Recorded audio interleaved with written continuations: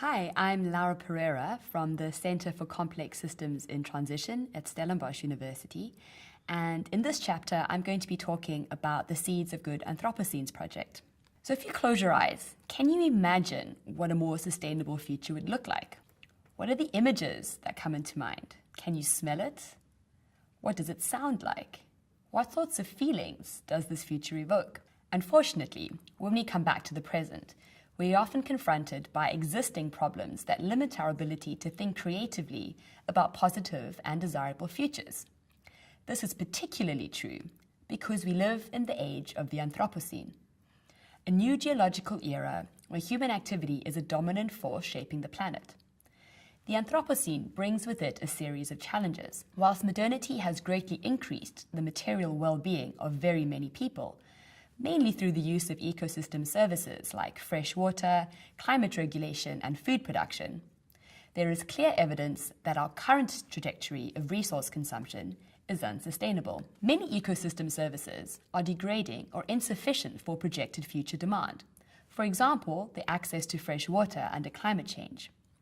Furthermore, the Anthropocene has also brought about massive inequalities. A minority of the world's population, 17%, consume most of the world's resources of around 80%, leaving almost 5 billion people to live on the remaining 20% of resources. According to UNICEF, the top 20% of global population enjoys more than 70% of total income, whilst the bottom 20% gets by on less than 2% of income. So it's unsurprising, given these challenges, that we're surrounded by dystopian narratives about the future, the collapse of civilization, and even trying to get by in a Mad Max-like world.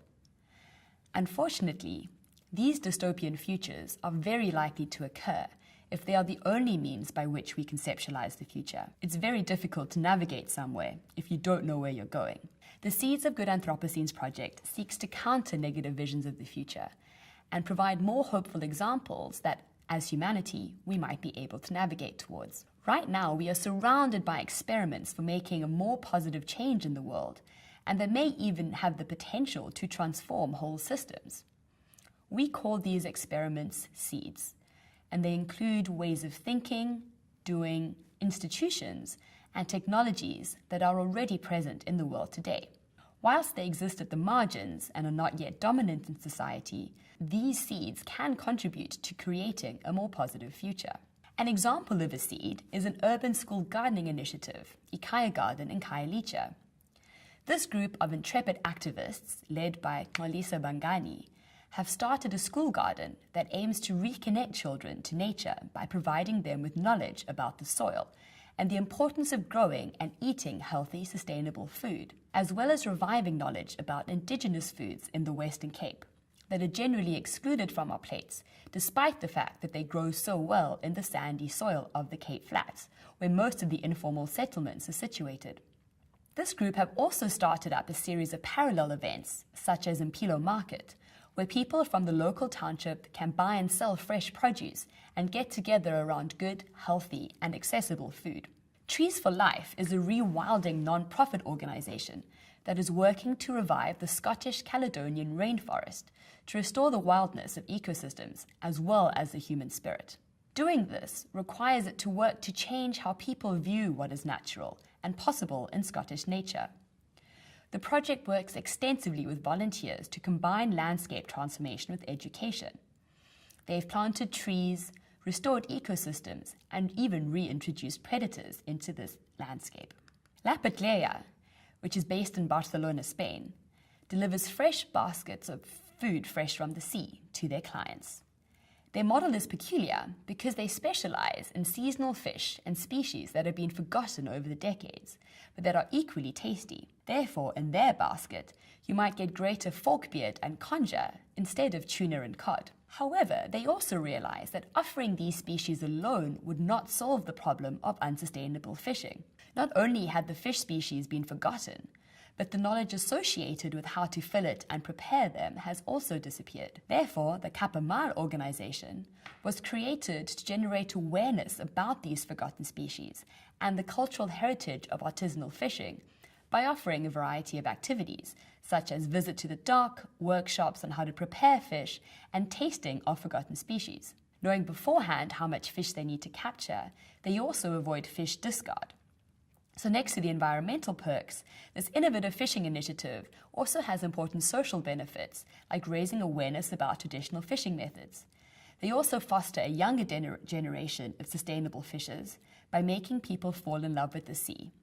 This is crucial as the artisanal fishing sector is suffering from an aging workforce and a lack of interest from young people. So using a variety of different processes in this project, we have collected these stories or seeds on our website, and we are storing them on our growing database. As well as analyzing the key characteristics of these seed initiatives, we are also experimenting with novel methods for using these seeds as starting points to imagine radical positive futures and inspiring change.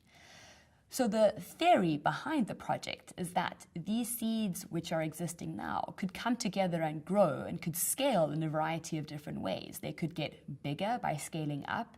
They could replicate, scaling out, but also there's a potential for them to scale deep and actually change the underlying values and the way that humans engage with the environment and with themselves, and that this has the potential for actually transforming and creating a more positive future. These are the kinds of stories that we need to create if we're going to aim for a more desirable future. So we've undertaken a variety of creative scenario analyses where we ask a diverse group of people to build positive visions of the future, starting from seeds that are already in existence. Because the seeds are themselves diverse, the stories created from them more easily represent a diversity of views of what a good Anthropocene might actually be, as well as a diversity of pathways to get there. Also, because they start from on-the-ground activities already happening, the visions are realistic and feature the kinds of things that people actually care about. We've run a variety of different workshops, and for example, in the figure that you can see here, illustrates 4 stories from a visioning workshop that we ran in Sweden. Some of the key features of the stories that emerged from this process include decentralization and strong citizenship, the need for a connectedness and empathy between people and nature, as well as a shift in values from being human-centered to nature-centered. People also wanted more time to spend with family and to engage in civic governance.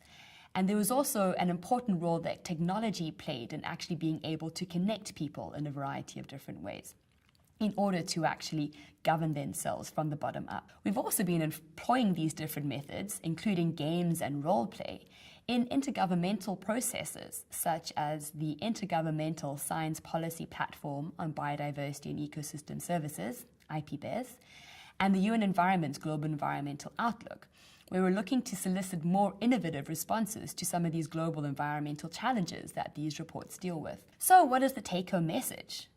Well, the future does not actually have to be bleak. As people become aware of threats to society and nature, many are increasingly engaging in strategies to create a more just, prosperous, and ecologically diverse world, what we call a good Anthropocene.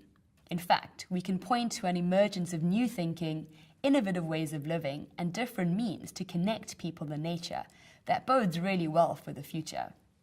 This is an empowering story that needs to be shared. Thank you.